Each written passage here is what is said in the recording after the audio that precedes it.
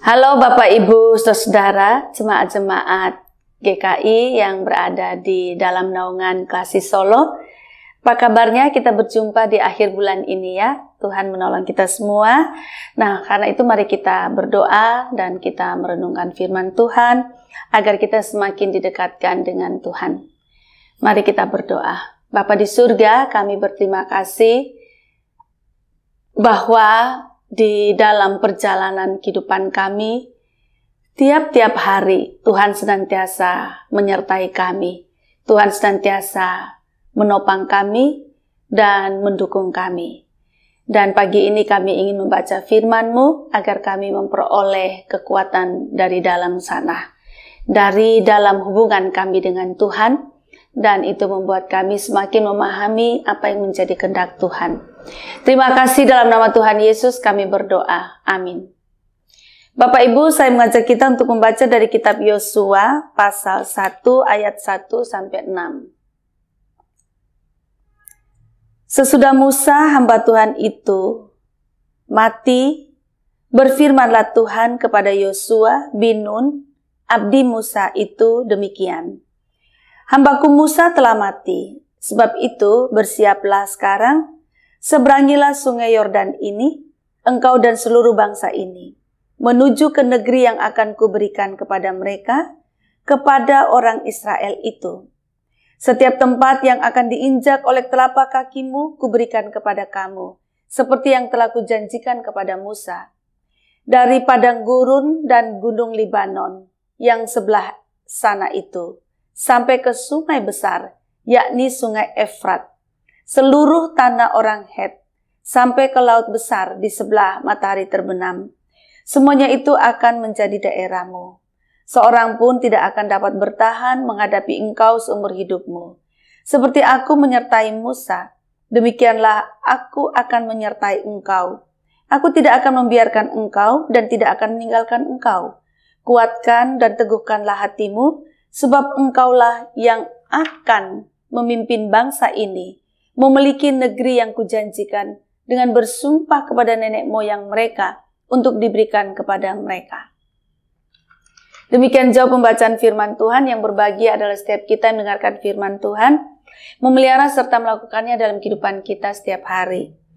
Bapak, Ibu, Saudara yang dikasihi Tuhan, perikop kita ini menyampaikan kepada kita bahwa Musa sudah meninggal, dan tugas yang tadinya dilakukan oleh Musa, yaitu memimpin bangsa Israel keluar dari Mesir untuk menuju ke tanah Kanaan, itu akan dilanjutkan oleh Yosua. Jadi Yosua lah yang akan melanjutkan apa yang dikerjakan Musa, yaitu memimpin bangsa Israel untuk memasuki tanah Kanaan. Dan apa-apa yang Tuhan berikan seperti pimpinan Tuhan, penyertaan Tuhan, dan kuasa yang Tuhan berikan kepada Musa, itu semua sekarang diberikan kepada Yosua.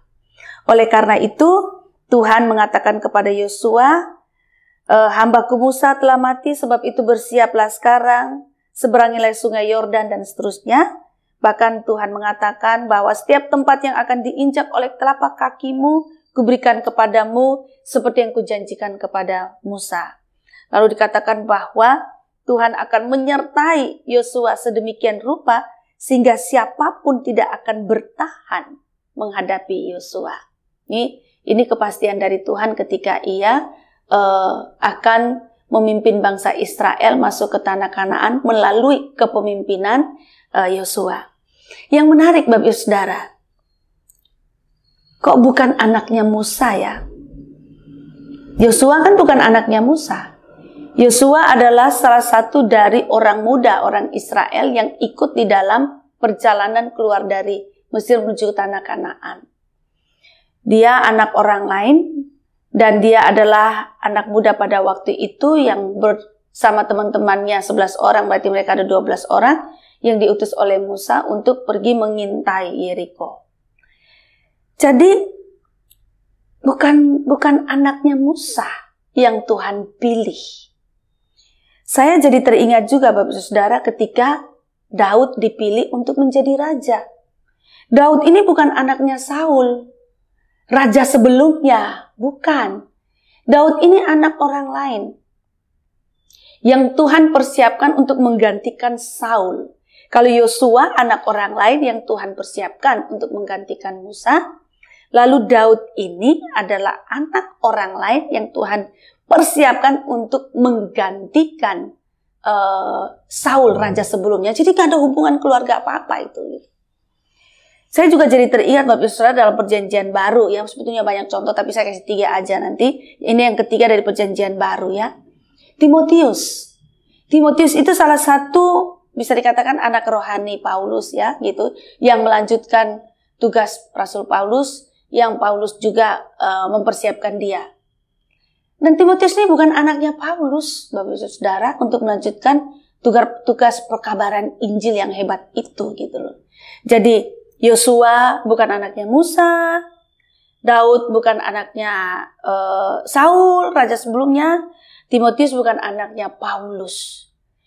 Mereka ini adalah pribadi-pribadi yang Tuhan pilih, yang Tuhan berkenan karena memang Tuhan mempersiapkan mereka dan mereka dari diri mereka sendiri, dari dalam diri mereka sendiri itu orang-orang yang berkualitas baik yang Allah berkenan. Seperti Yosua, itu Yosua punya keyakinan iman yang luar biasa. Ketika dia dengan 11 teman yang lain itu melihat Yeriko, orang-orang Yeriko, orang-orangnya di tanah Kanaan ya, orang-orang yang besar, menakutkan. Yosua dengan yakin aja bahwa sekalipun lah mereka besar, mereka hebat, mereka kuat, tapi dengan Tuhan bangsa Israel pasti akan masuk tanah Kanaan. Jadi imannya kepada Tuhan itu begitu besar. Itu contoh ya, salah satu contoh. Jadi di dalam diri Yosua itu memang orang hebat. Kualitas dalam dirinya itu memang hebat dan Tuhan berkenan. Begitu juga Daud. Daud sendiri juga. Ini juga nggak ada hubungan apa-apa dengan Saul gitu. Bukan ponakan, bukan anak, bukan apapun gitu. Dan Tuhan pilih dia.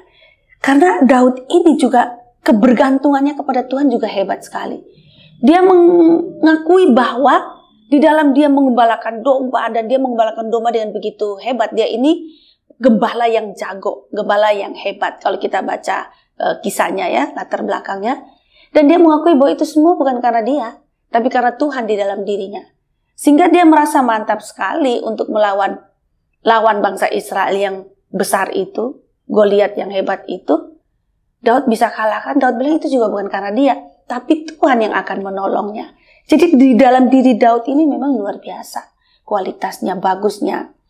Begitu juga Timotius. Timotius itu memang dididik iman dari neneknya, terus iman neneknya turun ke ibunya, lalu iman ini turun ke Timotius. Jadi dia memang dari keluarga itu, dari pihak ibu sudah sedemikian mempersiapkan dia memiliki iman kepada Kristus yang hebat gitu. Nah, karena itulah Allah memilih Timotius. Jadi Timotius bukan anaknya Paulus. Jadi di dalam diri pribadi Yosua, Daud dan Timotius ini membuat Allah berkenan kepada mereka. Allah memilih mereka untuk melakukan pekerjaan-pekerjaan Allah yang besar. Menjadi pemimpin-pemimpin. Nah, Bapak Ibu Saudara yang dikasihi Tuhan Yesus Kristus, ini menjadi pelajaran bagi kita bahwa Allah lah yang memimpin setiap orang. Allah juga yang memilih setiap orang.